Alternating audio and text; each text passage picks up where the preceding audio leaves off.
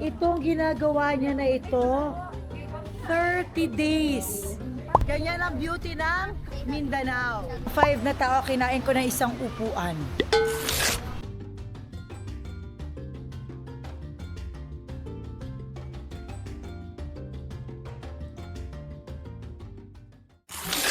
Hi everyone, good morning and welcome to Basilan! We are now here sa residence ni Governor Mujib Hataman and Mayora Dada. And we are here now and we slept so well. So sa harap namin may magandang view ng mga coconut trees and also the beautiful lake ba to? Yan. Si Robin, nandun na siya sa favorite spot niya na sinasabi niya since last night na yun ang kanyang favorite spot. Hello babe, good morning! Hello babe! Good morning! Kamusta ang tulog? Oh, I slept very well. Oh, si Skip. Ski, good morning! May mga unggoy daw dun. Saan? Akaya na punta yung Kaya mga mga bata. bata nagpunta na. Okay. Ganda, di ba? Alright. Yeah. Pero mo kung gaano kalalaki yung mga group nila. Yeah, very peaceful looking. Yan. Ang mahalaga, walang waya.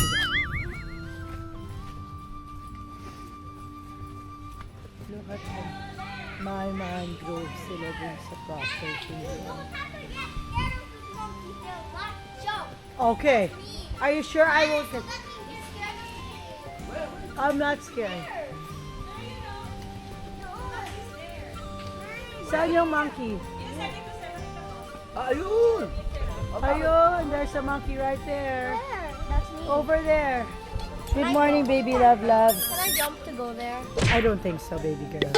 Can we play around first? Yeah. You Okay. can play around, just be careful. Sobrang lakas ng ulan, pero super relaxing yung tunog niya. And everyone is enjoying their breakfast. Anong oras po kayo nagising? Opo. 3 o'clock. Wow, thank you so much po. Thank you. Oh my gosh. Yun ay talagang pagmamahal at dedikasyon. Okay, so this one is special kasi ang arroz caldo na to ay may pusit at may gata. Nilagyan mo ng kalamansi. Kalamansi. Mix natin siya. Okay. Sarap! Sakto. Masarap sobra. Ako. Ano yung lasa? Patikim. Mahilig ako sa Patikim nga. gata kaya okay. Kuha-kuha Ang niya. sarap. Masarap! Masarap! Feeling ko, Try ko na. nilalabas niya yung flavor, yung kalamansi. Hmm. Sarap! Hindi This is what it feels like to be wet when you're in Mindanao. And your hair looks like this.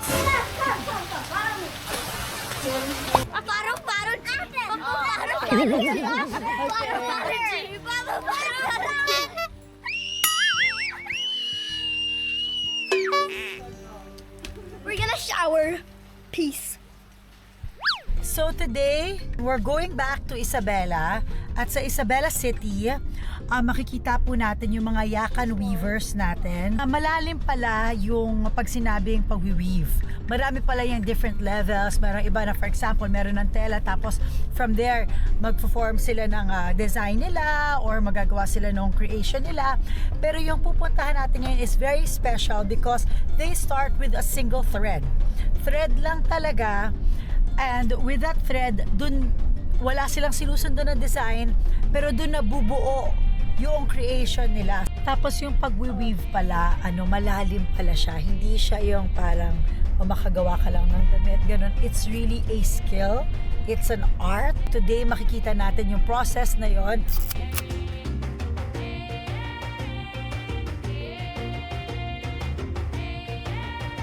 Andito po tayo ngayon sa mga yakan. Okay, say hello! Oh, we can remove our shoes out here. No, it's okay po. Are socks allowed? Socks are allowed. Wow! Akala ko, Yan yung ano oo, ito pala yung ginagawa nila. Wow! Sinulid. Oo, sinulid. Akala ko Meralco. Our side. Eto, pinapasok ang bawat thread. Grabe. Pinapasok yung bawat thread dyan. Eh, Diyos ko, para suyod na lang to eh. Diba? Diyos ko, paano kaya na rin napapasok? Excuse me, ma'am. Ay, naku, wow! Naku, thank you po! Wow! Okay. Gaano na po kayo katagal nag-weave? 4. 4 na taon pala. Dito, 4 Dito. Pero dati pa po, Weaver na sila. weaver talaga forever. Forever. Wow. Batang weaver pa. Wow. Wow. Ito, ano yung ginagawa? Table runner ba yung ginagawa niya ngayon? Ano lang, 10 lang. Pinaka-fabric gagawin niya. Tapos bahala na kung ano yung magiging. Oh, wow. Ilan taon na po siya? 22. She's 22 years old. Look at her. She's so good. College student. She's making the cloth from a single piece of thread. Look at how she's gonna do it. Ready? Did I care? Galing! Yeah. Bakit mo naisipan na matuto mag-weave? Kasi, marunong yung nanay ko talaga. Yung nanay mo weaver din talaga. Turuan Kaya tinuro ka niya kung paano mo. Gano'ng katagal bago mo na perfect yung pag-weave? mga 2 days. 2 days. 2 days ka tinuruan. She had to learn how to do it for 2 days before she could do it. Ano yun po yung pwede niyang magawa para ma-try? Turuan kita. Okay, she's gonna help you. She's gonna teach you. We're gonna go inside. Hawak. Hawakan ko po. Anong gagawin ko? Hawakan nyo muna. Ito, hawak Opo, natin. para hindi Okay. siya maano. Okay. Tapos, go Isabella. Isabella first. Guys, this is serious, ha? This is serious. Oh, assist na. Assist. Ito pa. This one, they put this so that it won't be awi for your back. Kasi Nakakangalay. ngalay. Ipasok mo sa loob. You're going to put it inside. Like this or no?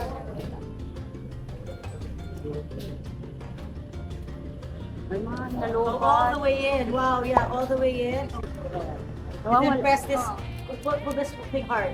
That one, yeah. Out. Yeah, pull it up towards you. There. So pag nagkamali ba okay lang 'yon? Hindi naman siya yung parang nasira na yung buong ano. First on, you gotta put the thread first, the big thing, the bamboo thing. And then pull it on the other side. And then stretch out the thread. Parang mas natetense pa ako ah. Okay. Then put it in. Pull it. There. Okay, say thank you. Thank you, Rashima. How was the experience like? I actually like it. Hi, Liza. Okay lang ba video ka namin, Liza?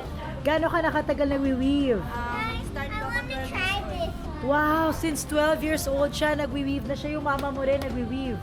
Ano ang pinakamahirap pag gumagawa ka ng tenon? Katulad yan, yung ginawa mo to, ilang oras mo na to ginagawa? Siguro mga 1 hour na to. 1 hour! Grabe, so marami talagang trabaho siyang ginagawa kasi 1 hour tapos ito yung nagawa niya. Grabe. Ang galing. So these are their finished work. Yan siya. Yung mga pwedeng maging. Wow! 600 per meter. Wow! Oh, ito din. Meron na siyang ano. Yan po sila. Wow! Talagang effort siyang gawin. Itong ginagawa niya na ito, 30 days. Ito, yan. Yan, lahat yan. 30 days. So ano siya talaga, skill siya na kailangan tinuturo talaga, pinapass on para yung culture na napapass on. Alam mo, hindi natin dapat pala talaga kumbaga kinukuripot or tinatawaran yung mga weavers natin.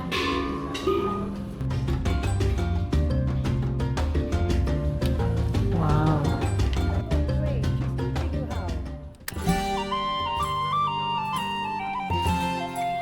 Opo.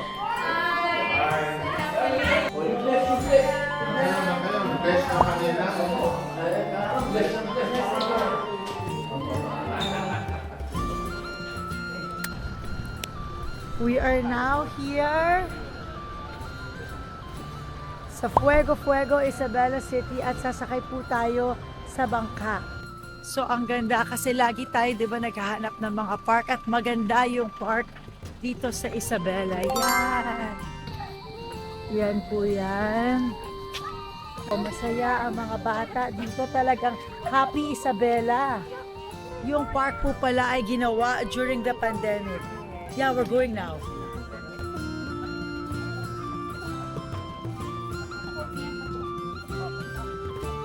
Puntahan natin yung mga nire-rescue. Yes. Kung kailangan natin magbangka. Sa ano siya maliit na island sa gitna. Oh, wow! How nice! Nagpunta na naman ako today kasi nakita namin yung mga bahay ng mga Badjao. People of the sea pala talaga sila. So yung normal life nila. This is where they take care of the animals that they rescue from the sea. Animal rescue center. Yes, like animal rescue center but for the sea creatures. Diyan tayo sa cottage home. Paano po ito nabuo, Mayora? Meron na talaga siya nung naging mayor ako. Yeah. Pero medyo napabayaan. Ito ang daming isda.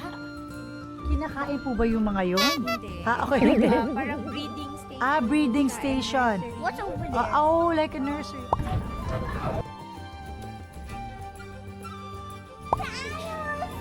Yes! Okay na, We set them free. Pag magaling na yung mga animals, binabalik na sila sa tubig. Pero for now, tinutulungan pa sila. Naku, gusto pang umikot ng mga anak kasi nakakatuwa sa school, pinag-aaralan nila yung mga animal shelters. Tapos dito nakakita sila ng totoo, pero mga para sa tubig ng mga animals. Kaya interesado sila. Salamat po!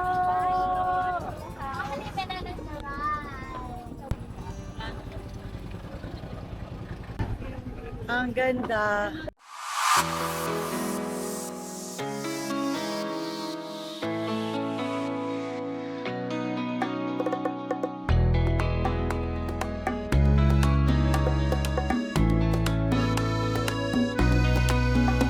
So we're back here at Fuego Fuego, Isabela City. Ito yung dito sumakay tayo ng boat dito kagabi.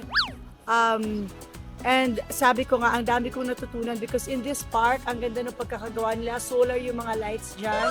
Tapos there's a really nice playground for kids. They're making a museum right here. It's one of the first na nakita ko na sa may tubig. Glass din siya. So maganda, excited ako. Sabi ko nga, I'm sure pag bukas na yan, pupunta tayo. And then, on this side, nakita ko yung mga colorful houses ng mga Badjao. Yung pala tayo ngayon. Iba naman. Perfect for beach day. Hi, good morning. Wow. Okay. Diba? Assalamualaikum, brother. I sit with you guys. I sit beside you guys, yeah.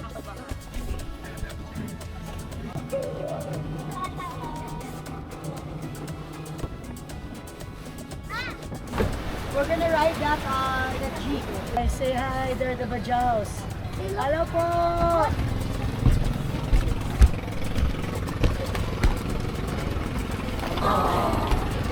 Thank you, babe. Whoa! Oh, come on. Makaka-jeep na tayo. Yay! Okay.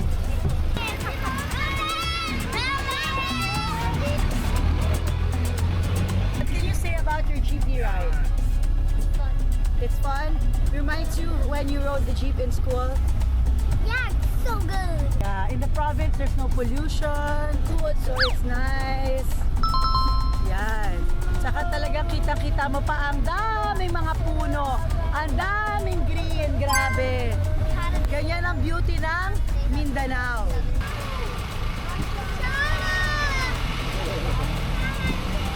Chala and Cholo.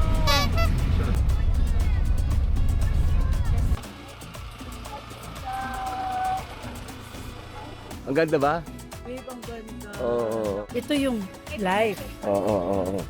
We are now in Malamawi, and ang ganda-ganda. There are villas around, tapos beach na agad. You can come here na pwede ring for the day, tapos pwede ring mag-rent ka ng parang cabana for the day, pero meron din na pwede ka matulog.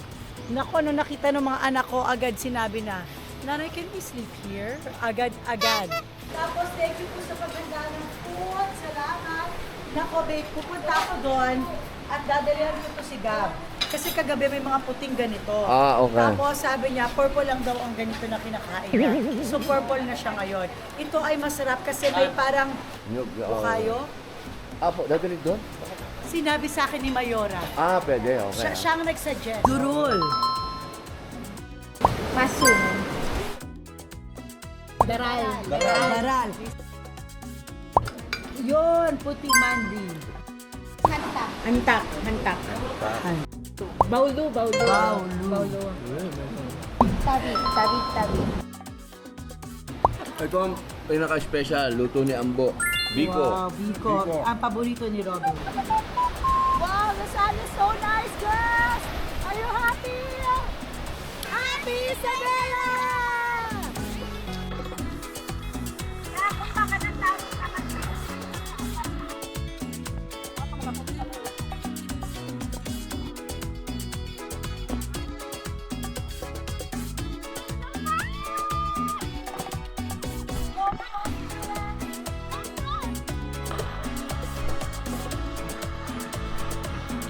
Babe, ayaw mo yung pang-swimming mo? Ba, maano yung tubig, malamig. Malamig! Ang sarap nga eh.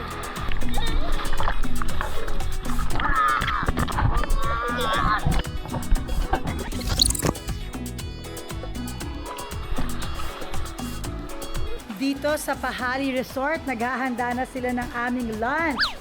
At mukhang piyesta na naman ang magaganap dito. Hi! Okay. Wow. Nakikita ko may scallops, may shrimp, may crab, may isda. Nako, sarap ng isda. Buo. Seaweed. Ano po ang tawag sa kanya? Agar-agar. Oh, wow. Thank you po. There are a lot of families na nagpupunta dito. Galing sa Zamboanga, yung mga galing dito din. At saka pamilya talaga siya. I highly recommend it po.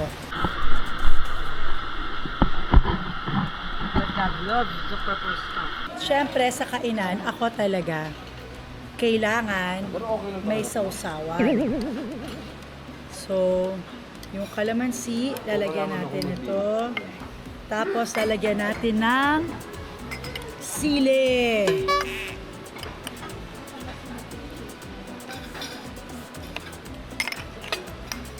Wow! Sarap! Mayroon na siyang sarili niyang anghang. Grabe, sobrang dami kong nakain today. Iba pa rin yung pakiramdam, yung pag nagkakamay ka, kumakain ka, tapos yung dagat naririnig mo, tapos fresh na fresh yung seafood na kinakain mo. Yun yung mga bagay na parang priceless talaga. Ako yun ang linalook forward to ko sa bakasyon na ganito. Siyempre kainan, that's my favorite. Yun ang aking forte. And tinan nyo naman, naubos ko po yan lahat. Ako lang yan.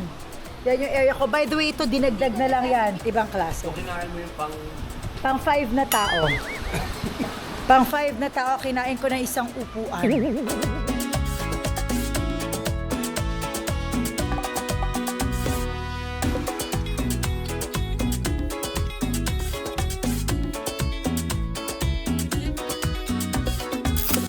of the most beautiful places can be found in Mindanao. It's super safe and really beautiful. You can really feel that the island is still super virgin.